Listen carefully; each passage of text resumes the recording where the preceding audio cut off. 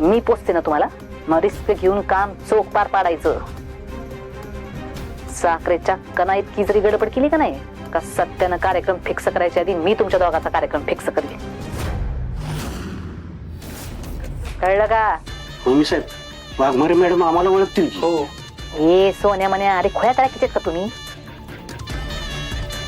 मी काय तुम्हाला खिंडला सांगते काय? तुम्ही बाहेरच्या माणसांनी कामाला लावायचं, कळलं का?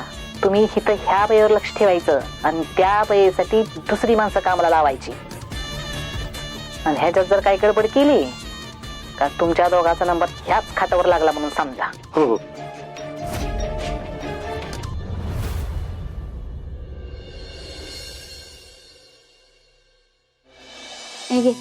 दे.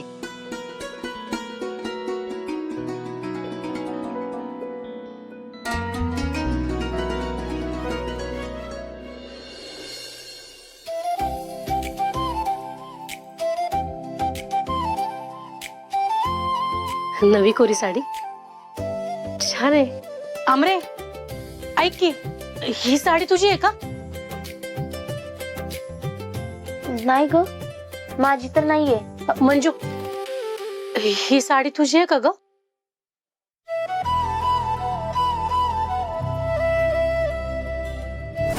हे तुमच्यासाठी. उद्या मकर संक्रांत आहे ना, म्हणून हे खास गिफ्ट आणलंय तुमच्यासाठी. प्लीज नाही म्हणू नका. माझीच आहे.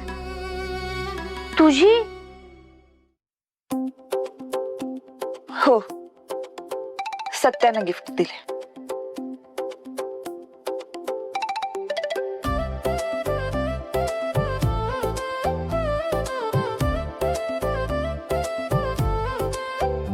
अच्छा, म्हणजे सत्या दाजींनी त्यांच्या लाडक्या बायकोला स्पेशल संक्रांतीची साडी दिली.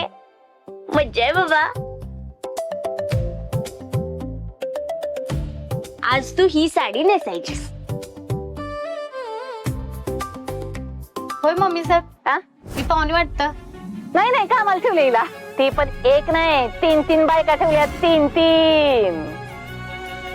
आमरे, आधीच माझं मन नाही आहे कुठला सण साजरा करायचा. आणि सण साजरा करायला हे घर का आपल्या हक्काचं आहे का? मंजू, हे बघ, तू बरोबर बोलतेस. हे आपलं हक्काचं घर नाही. कधी काळी हे घर तुझं पण होतं ना ग.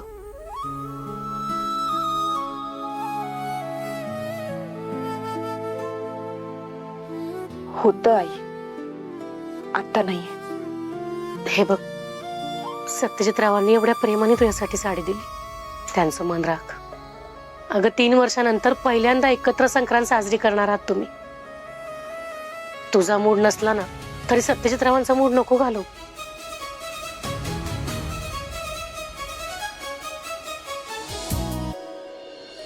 दिदे, ही बरोबर बोलते. अगं, तू माझंच उदाहरण घे ना. माझा नवरा असून नसल्यासारखा आहे का? त्याला माझ्याशी काहीच देणं घेणं नाही. पण दिदे, तू किती नशीबवान आहेस. सोड चिठ्ठी देऊन सुद्धा तुझ्या नवऱ्याचं तितकंच प्रेम आहे तुझ्यावर. तुझ्या प्रेमासाठी तो किती काय काय करतोय. दिदे, कागदावरती जरी तुमचं नातं संपलं असलं ना तरी सत्यादाजींच्या मनात तुझी जागा अजून तशीच आहे. एवढ्या जीवापाड प्रेम करणाऱ्या माणसाचं मन मोडू नकोस का?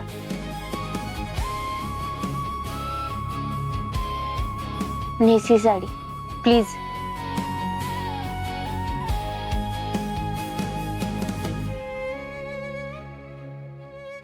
मला नाही जमणार. मंजू, अगं तू बाळाच्या मावशीला होणाऱ्या बाळाची शपथ आहे.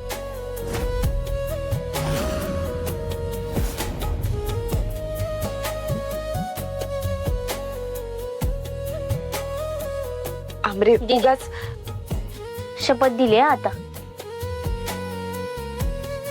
तूच ठरव, ही शपथ पाळायची